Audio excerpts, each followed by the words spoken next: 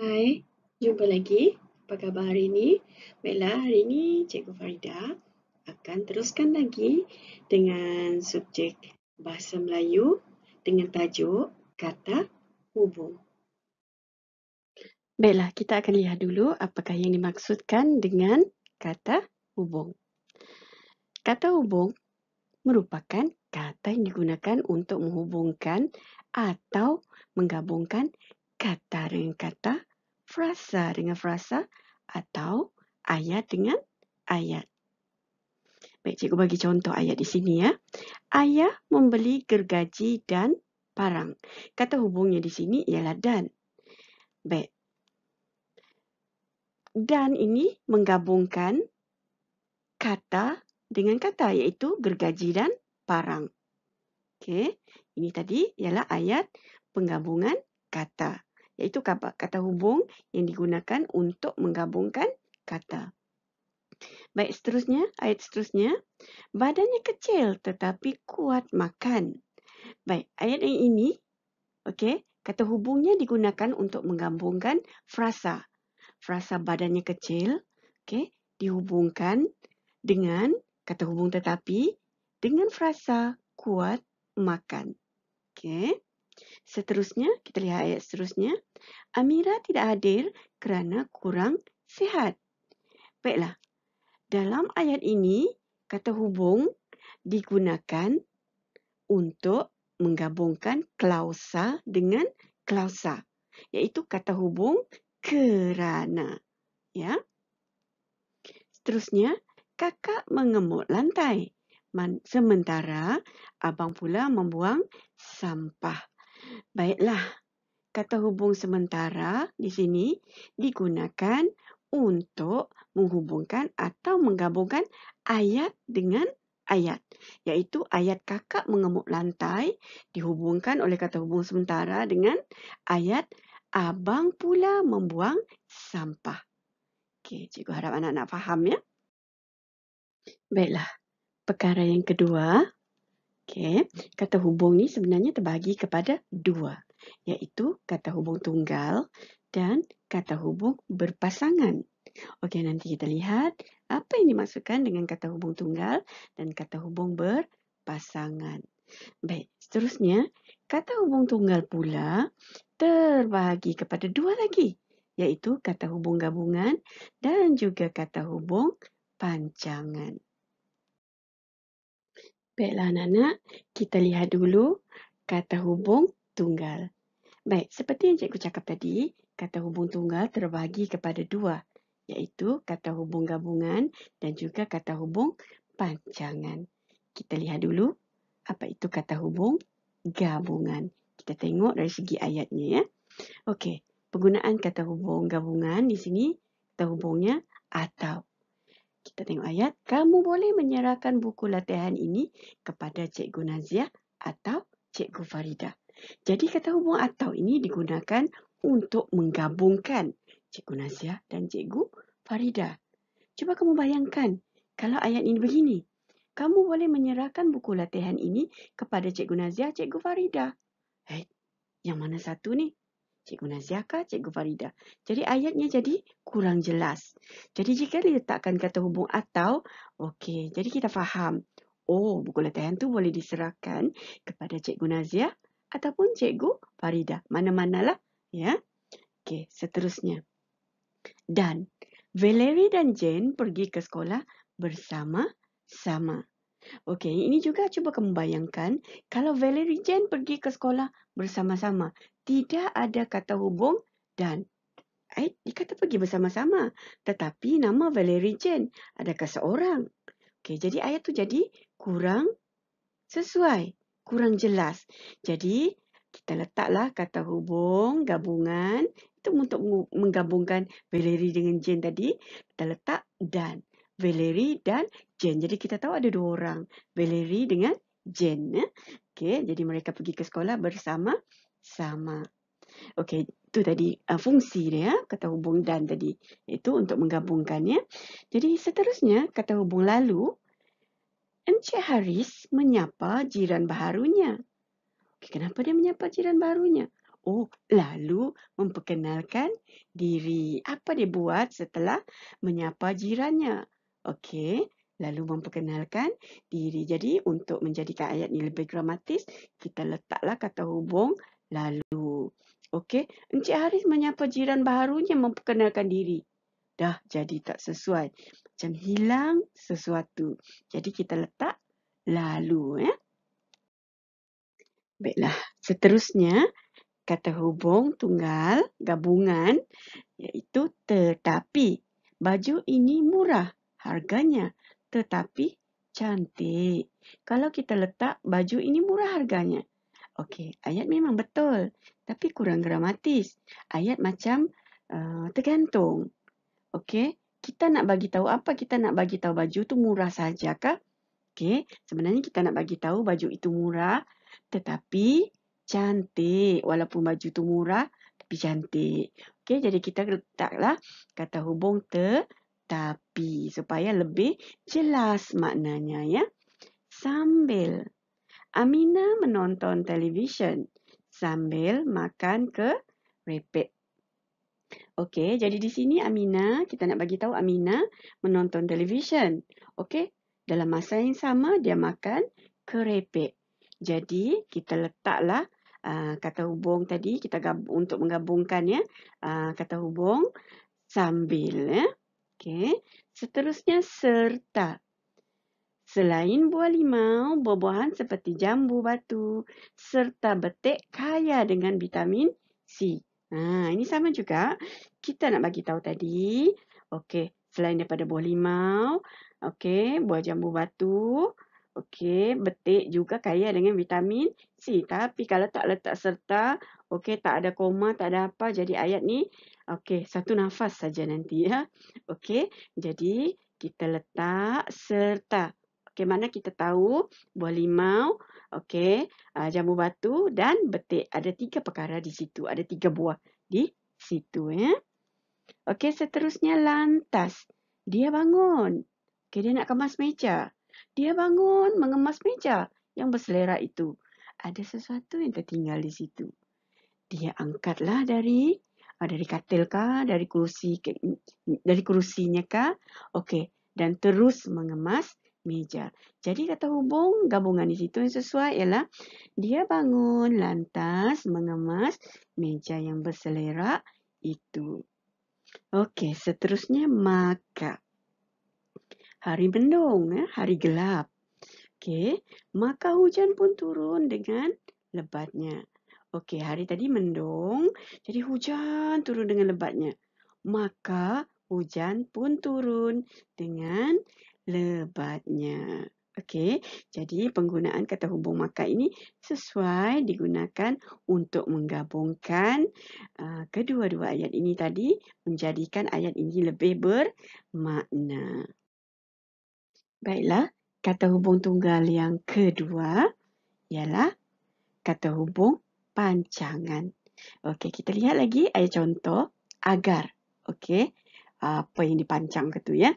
Cikgu berharap agar kamu semua akan berjaya dengan cemerlang dalam ujian nanti. Okey, jadi dalam ayat ini kata hubung pancangan agar sesuai digunakan untuk melengkapkan ayat ini tadi ya. Seterusnya, apabila. Okey, Ahmad terkejut apabila disergah oleh rakannya. Jadi, okey, Ahmad terkejut. Jadi ayat tidak lengkap, ayat tidak kukuh. Okey, kita nak pancangkan dengan apa? Dengan kata hubung apabila supaya ayat ini menjadi lebih kukuh. Ahmad terkejut apabila disergah oleh rakan kelasnya. Baiklah, seterusnya bahawa. Guru besar memaklumkan. Memaklumkan apa? Bahawa beliau akan bersara tidak lama lagi. Okey, jadi untuk mengukuhkan ayat, kita gunalah kata hubung pancangan bahawa. Baik, seterusnya. Hingga program itu bermula dari pukul 8 pagi hingga 12 tengah hari. Kalau kita kata program itu bermula dari pukul 8 pagi sampai pukul berapa? Okey, kurang kukuh ayatnya. Jadi, kita gunalah kata hubung pancangan hingga. Okey, hingga bila? Hingga 12 tengah hari. Okey. Baiklah, ayat contoh seterusnya. Okey, kata hubung pancangan jika. Kamu pergi dulu. Jika saya lambat, datang petang nanti. Okey, jadi kamu pergi dulu. Kenapa nak pergi dulu? Sedangkan tadi janji nak pergi sama-sama. Oh, jadi untuk mengukuhkan ayat, nak mengukuhkan sebab tadi, okey dia bagi tahu kita gunalah kata hubung jika ya. Kamu pergi dulu, jika saya lambat, datang petang nanti. Okey ya. Baiklah, kecuali semua murid sudah mengambil makanan. Okey, yang lain sudah ambil makanan. Okey, dah ambil sudahlah kan. Tetapi di sini nak bagi tahu. Okey, semua murid sudah mengambil makanan kecuali Amira. Oh, itu sebenarnya ayat ini. Nak dikukuhkan menggunakan kecuali tadi ya. Okey. Seterusnya kerana. Dia tidak datang ke sekolah hari ini kerana demam. Dia tidak datang ke sekolah hari ini. Okey, sampai di situ. Tidak kukuh ayatnya. Kita nak pancangkan supaya lebih kukuh. Kita gunalah kata hubung pancangan kerana. Kerana demam. Oh, sebab itulah dia tidak datang ke sekolah. Baiklah, semenjak. Alia tidak pernah menghubungi saya semenjak dia berpindah ke luar negara. Okey, ada sebab Alia tak pernah menghubungi saya tu. Kenapa? Sejak bila? Semenjak dia berpindah ke luar negara. Baiklah anak-anak, cikgu harap anak-anak faham penggunaan kata hubung pancangan. Baiklah, tadi kita dah lihat dua kata hubung iaitu kata hubung gabungan dan pancangan yang tergolong dalam kata hubung tunggal. Okey, baiklah. Macam yang cikgu cakap tadi, kata hubung terbahagi kepada dua, iaitu kata hubung tunggal dan juga kata hubung berpasangan. Sekarang kita lihat kata hubung yang kedua iaitu kata hubung berpasangan. Kita lihat apa kata hubungnya dan juga ayat contoh. Okey, kata hubung berpasangan sebenarnya ada dua kata hubung di situ. Okey, digunakan kedua-duanya sekaligus ya dalam satu ayat. Okey, di sini kita lihat kata hubung yang pertama, contoh baik mahupun. Okey, kita tengok ayat contohnya. Baik perempuan mahupun lelaki mesti belajar cara memasak. Okey, tidak kira perempuan atau lelaki mesti belajar cara memasak. Tak kisahlah, sekarang ini bukan perempuan saja yang wajib memasak. Lelaki pun kena pandai memasak ya. Okey. Baik, kata hubung seterusnya, kata hubung berpasangan seterusnya bukan sahaja dipasangkan dengan malah ya. Okey, kita tengok ayat. Encik Siva bukan sahaja baik hati, malah peramah orangnya ya. Okey, jadi di sini nak bagi tahu Encik Siva ni, okey, dia bukan sahaja baik hati tetapi juga peramah. Jadi kita gunakan kata hubung pasangan bukan sahaja dan malah untuk digunakan dalam ayat Encik Siva bukan sahaja baik, malah baik hati. Jadi, dua kata hubung yang dipasangkan ini digunakan dalam satu ayat. Okey, kata hubung seterusnya kita pasangkan kata hubung entah dengan entah ya. Okey, entah benar, entah tidak kabar angin, kabar yang kamu dengar itu. Okey, entah benar, entah tidak ya. Jadi, kita guna entah dipasangkan lagi dengan entah untuk menguat, mencantikkan lagi ayat itu ya. Seterusnya, kita pasangkan kata hubung jangankan pun. Okey, kita tengok contoh. Okey, jangankan RM10. RM1 pun tiada dalam beg duit saya. Okey, jadi penggunaan kata hubung jangankan pun dipasangkan tadi untuk membina ayat yang telah cikgu sebutkan tadi agar ayat itu lebih jelas, lebih gramatis. Okey, kita teruskan. Okey, ayat seterusnya. Okey, kata hubung seterusnya dengan contoh ayat seterusnya ya. Kita tengok kian. Kata hubung kian dipasangkan dengan kata hubung kian juga ya. Okey, tengok ayat. Perniagaan ayahnya kian hari kian maju. Okey, jadi kita nak bagi tahu semakin hari semakin maju perniagaan ayahnya ya.